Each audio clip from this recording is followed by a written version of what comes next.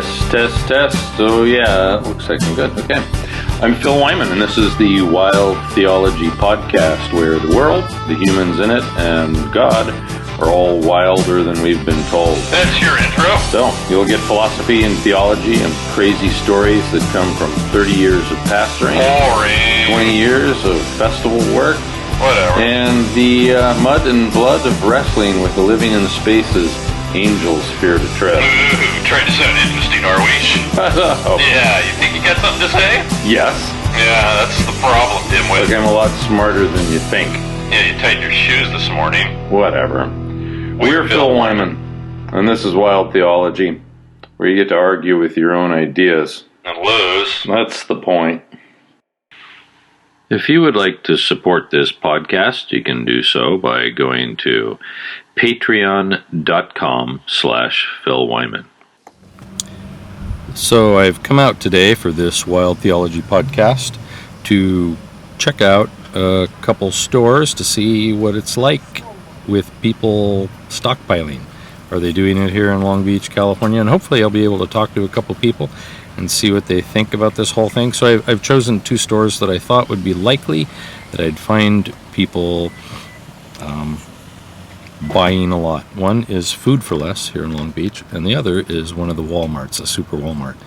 So that's what's happening today. Already, just driving into the parking lot of Food for Less, people are coming out with some pretty full carts, and some guy was walking down the street with a wagon pulling supplies.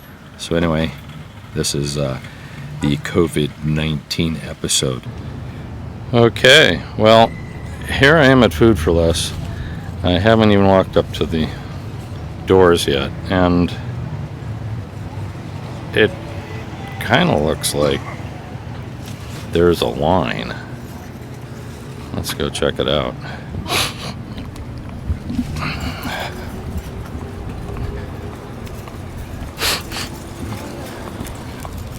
I hope it's not a line to get into the store. That'd be crazy, but there's people coming out with their stuff.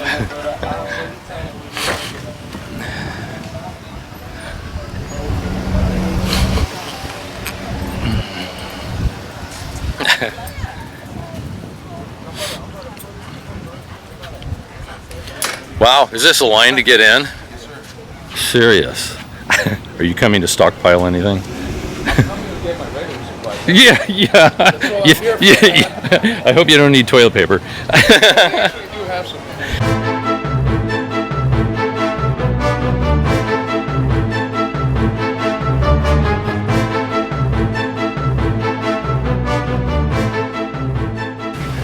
This is Food for Less. It's in the early afternoon on Saturday in Long Beach.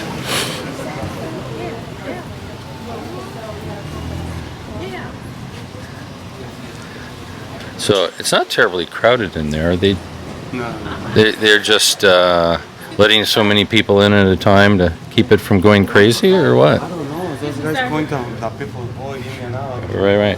You don't mind if I put you on camera, do you? Yeah, that's fine.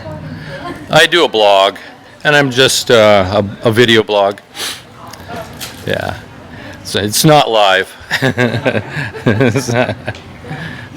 So yeah, this is crazy. I've never seen this. No, I never seen it. That's my first time. Oh, okay. Yeah.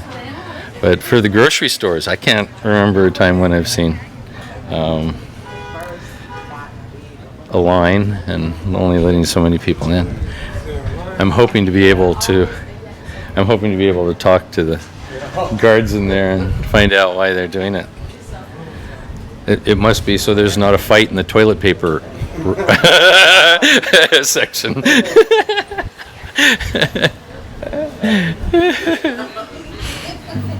Wow.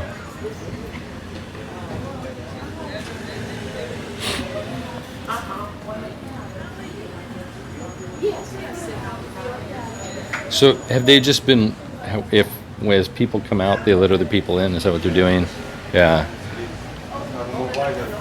because I need to wait for the people coming out.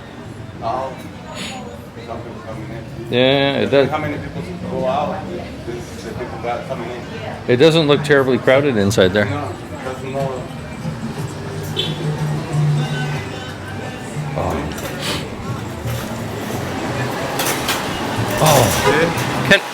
Can I ask you a question? I'm doing a video blog about people shopping today. How come only so many people are allowed in? How come only so many people are being allowed in? It's been really crowded. No fights in the toilet paper row, have there been?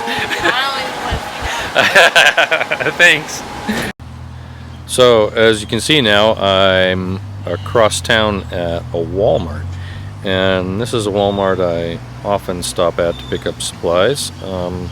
And I always park in the back where I am right now because I can get some shade under the trees.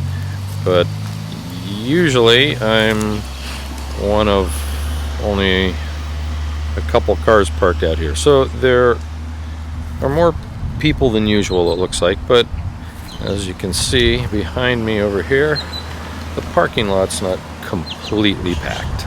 So, store number 2 on the COVID-19 toilet paper run day. So, what's your name? Chet? So, you're here at Walmart, and it's crazy in there, huh? Chinese fire drill. And what's that? How do you feel about that? I just hope kids will Yeah. Anyway, You don't have piles of toilet paper like everybody else, wanting to buy their toilet paper. Y'all have a nice day. You too, thanks, Chet. Okay, so here I am at the entrance to Walmart, and I don't know, so far it doesn't look quite like Food for Less.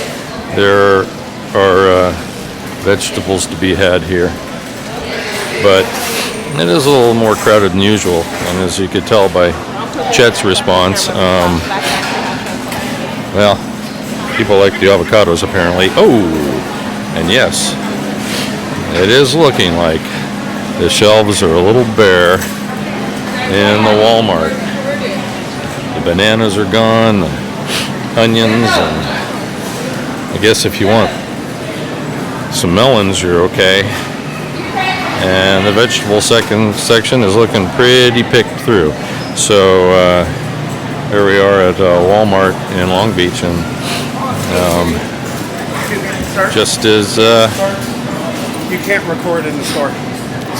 so the video at Walmart stops here because there were about 4, maybe 5 Walmart employees who descended upon me, barking about not being able to do a video at the store. They were kind of aggressive about it, but I just apologized and left.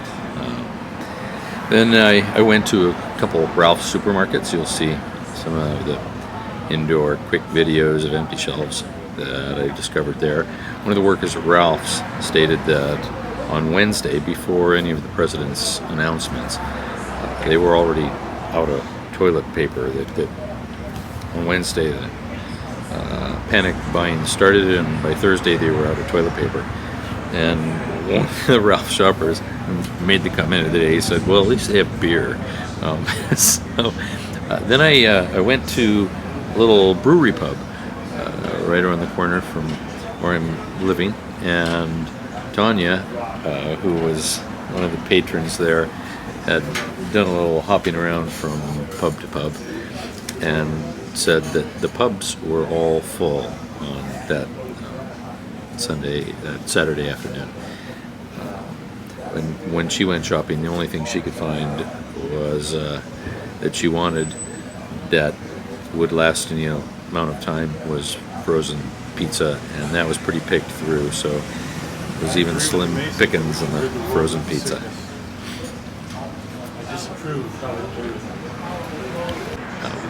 Then a little bit later that day, oh man, I just touched my face. That's the end of the world. problematically, my allergies are just really bad right now. And because of that, I'm always touching my face. I'm going to be quarantined. This is a problem. Those of us who have allergies, there's going to be like a witch hunt for us because we'll be sniffing and touching our faces. The people at Chet told me that they haven't had any problem with people coming in. They've been doing a pretty brisk business. There were no standard sports playing on the TV, obviously, instead of basketball, golf, tennis. The only event that was on at the time, it looked like a UFC match, and there were a couple guys in a cage fight, and so here they were sharing body fluid and beating each other up with people close to the cage screaming and yelling. Yeah, that's... Anyway, that's some of the stuff I've seen. Here's a couple little shots of shelves at Ralph's. Oh, and here is the pasta aisle. Crazy. Don't try and get your pasta here. And paper towels. Wow, that's pretty crazy. And the toilet paper aisle. Wow, that's the water aisle at Ralph's. So, stores around the U.S. are adjusting hours to allow for restocking. Some stores have allotted specific hours for elderly people to come shopping and be able to get what they need. In Norway, there's a butter panic, of all things, because butter supplies have run out. Italians have a 3-foot rule when shopping or out in public. They're supposed to stay at least 3 feet away from others. Dine-in restaurants are being shut down all over the place in Ohio and Illinois. Schools are closing here in California and other places. The Irish pub right down the street from where I'm living is being temporarily shut. And this is just right before St. Patrick's Day. That's a pretty rough one. The panic response exceeds anything that we saw with Y2K or the short season when people believed that the HIV virus was airborne and could be caught through airborne particles. I watched people do their panic buying before New England blizzards. Whenever there was a blizzard forecast, strangely people would run and buy milk and bread, which I never quite understood, the need for milk and bread right before a blizzard, but that was what they would pick up. And indeed, the bread and milk aisles would be empty. Now it's toilet paper and canned goods that are gone, along with the bread. So what does this panic purchasing say about Americans, and indeed those from other countries who are doing the same thing? The UK is having some pretty crazy panic purchasing, and some of the stores have been nearly torn apart by people who are fighting for what they want to get. Michel Foucault suggested that the medical doctor has replaced the priest in terms of who we follow for guidance in our lives. As our fear of health problems become so dramatic that we're easily driven to apocalyptic scenarios that resemble something like National Enquirer type scenarios, is panic shopping practical? Is it the preparation for being quarantined, or is it the panic shopping creating bigger problems for those who are in the greatest need and actually can't get around to do for themselves? What does this say about the trust we have in one another and the power of community, that we go into hoarding and panic buying mode? Strangely, it may be the Italians who are leading the way in showing the world how to respond to this pandemic. Despite store closures and the heavy social distancing measures that they are taking in Italy, you can find Italians singing from their balconies together to maintain some sense of community.